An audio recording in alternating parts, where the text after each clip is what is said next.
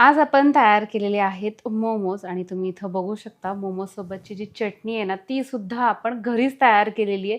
खूप झंझट न करता, खूप सायास न करता अगदी परफेक्ट असे कसे करायचे चला दाखवते. मोमो करण्यासाठी सगळ्यात अगोदर आपल्याला पीठ भिजवायचं आहे. त्यासाठी इथे बाउलमध्ये मी 1.5 कप मैदा घेतलेला आहे. याच्यामध्ये थोडंसं मीठ टाकून घेऊयात आणि आता हे आपल्याला मळून घ्यायचं आहे. थोड्या थोड्या पाण्याचा वापर करायचा आहे. पीठ लावत असताना सुरुवातीला थोडंसं घट्ट करायचं आणि मग नंतर छान अशा पद्धतीने हे आपल्याला तिंबून घ्यायचं असतं. तर इथे तुम्ही बघू शकता छान अशा पद्धतीचं आपलं हे पीठ मळलं गेलेलं आहे. आता आपण हे साधारण 10 ते 15 मिनिटांसाठी भिजत ठेवणार आहोत. आता आपल्याला मोमोसाठी लागणारं स्टफिंग तयार करायचं आहे. त्यासाठी एका बाउलमध्ये 1 वाटी एकदम बारीक असा चिरून घेतलेला कोबी, 1 ढोबळी मिरची, 2 मध्यम आकाराचे गाजर आणि 1 मोठ्या आकाराचा कांदा. आता याच्यामध्ये आपण मीठ टाकून घेत आहोत. आता हे सगळं आपण एकत्र करून घेऊयात आणि साधारण 5 ते 7 मिनिटांसाठी आपल्याला हे झाकून ठेवायचं आहे. जेणेकरून काय होतं, कोबीचा किंवा ढोबळी मिरचीचा जो उग्र वास आहे ना तो निघून जाण्यासाठी मदत होते. कारण की याला जे पाणी सुटणार आहे ते पाणी आपण पिळून सेपरेट करणार आहोत. जर तुम्हाला अशा पद्धतीनं करायचं नसेल तर तुम्ही मग याला सरळ थोडंसं शॅलो फ्राय करून सुद्धा घेऊ शकता. साधारण 7-1 मिनिट झालेले आहेत आणि आता आपण ह्या ज्या भाज्या आहेत यातलं हे जे एक्स्ट्राचं पाणी आहे ते अशा पद्धतीनं पिळून बाजूला करणार आहोत किंवा सेपरेट करणार आहोत. आता आपण ह्या ज्या सगळ्या भाज्या आहेत त्या आपण परत एकदा या बाउलमध्ये काढून घेत आहोत. यामध्ये एकदम बारीक असा चिरून घेतलेला लसूण साधारण अर्धा चमचा, 1च हिरवी मिरची घेतलेली आहे ती सुद्धा एकदम बारीक अशी आपल्याला कट करून घ्यायची आहे. गरम मसाला पाव चमचा, जिरा पावडर 1 छोटा चमचा, काळ्या मिरीची पूड अर्धा चमचा.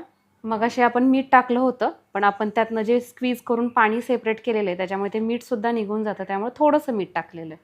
बारीक चिरलेली कोथिंबीर. आता हे आपण सगळं एकत्र करूयात आणि आपलं मोमोसाठीचं जे स्टफिंग आहे ते इथं तयार झालं. इथं एवढ्या वेळेमध्ये तुम्ही बघू शकता आपलं हे पीठ देखील छान अशा पद्धतीचं भिजलं गेलेलं आहे. आता आपल्याला काय करायचं आहे, आपलं रेग्युलर साईज जी लिंबाची असते की नाही त्याच्यापेक्षा थोडीशी छोटीच गोळी घ्यायची आहे. कारण की आपल्याला हे असं पातळसर लाटून घ्यावं लागतं. जर आवश्यकता वाटली तर थोड्याशा तुम्ही मैद्याच्या पिठीचा वापर करू शकता. अशा पद्धतीने हे आपण लाटून घेतोय.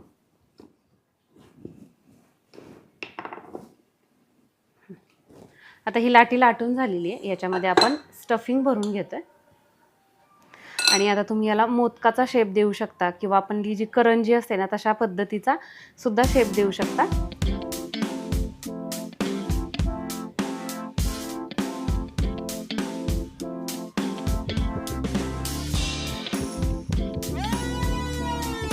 तर इथं आपण अशा पद्धतीनं पहिल्या बॅचसाठी हे मोमो तयार करून घेतलेले आहेत. मोमोज तयार करण्यासाठी आपल्याला मदत करत आहे 600 वॅटचा आणि 1.2 लिटर कॅपॅसिटी असणारा असा Agaro regency multicook kettle with steamer. याच्यासोबत आपल्याला भरपूर ॲक्सेसरीज मिळतात. सगळ्यात अगोदर तर इथं तुम्ही बघू शकता हे ग्लासचं लीड देण्यात आलेलं आहे जेणेकरून आतला पदार्थ कशा पद्धतीनं शिजला हे आपल्याला वरूनच समजून येतं. सोबतच अशा पद्धतीचं स्टीमर आहे.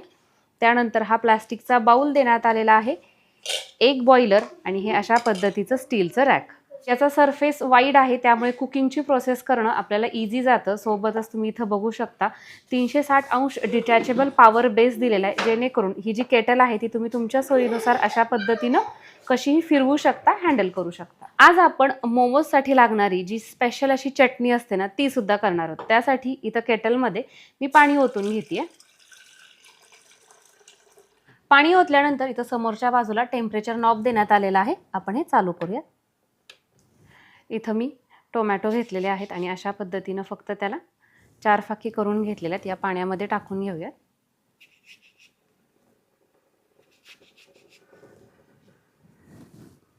आणि तुम्ही बघू शकता आपण फक्त एवढीच प्रोसेस केलेली आहे. तोपर्यंत पाण्याला उकळी यायला सुरुवात झालेली आहे. 4 ते 5 बेडगी मिरची आणि थोड्याशा लसणाच्या पाकळ्या आणि आपण जे मोमोज तयार करून घेतलेले आहेत ते यामध्ये ठेवून घेतलेले झाकून घेऊयात. ही केटल ऑइल बेस्ड कुकिंगसाठी तयार करण्यात आलेली नाही आहे, म्हणजे तुम्ही याच्यामध्ये कुठल्याही पदार्थाला फोडणी देणं किंवा तळणं या प्रक्रिया करू शकत नाहीत.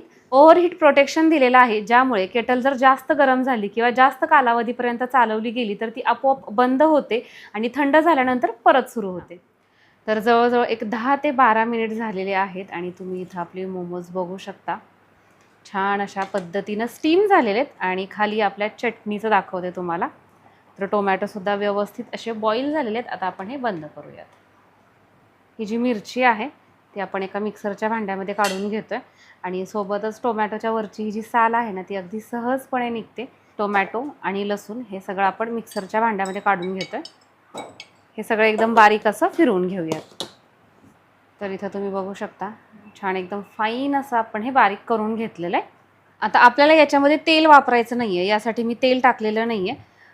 आपण तयार केलेली ही पेस्ट यामध्ये टाकून घेऊया. आता याच्यामध्ये आपण थोडंसं मीठ टाकतोय, टोमॅटो सॉस 2 चमचे आणि थोडासा लिंबाचा रस.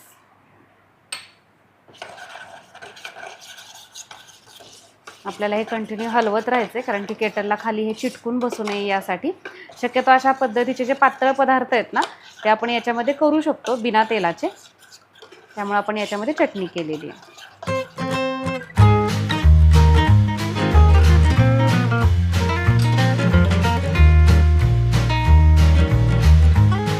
तुम्ही तर बघू शकता मोमोजवरची शाईन, कशा पद्धतीचे आपले मोमोज ट्रान्सपरंट झालेले आहेत आणि आतल्या साईडनंही छान असे लुसलुशीत अशा पद्धतीचे. सोबतच आपण यासाठी जी चटणी केलेली आहे ती चटणीसुद्धा तुम्ही बघू शकता अगदी सेम तशाच पद्धतीची आहे ज्या पद्धतीची बाहेर मिळते.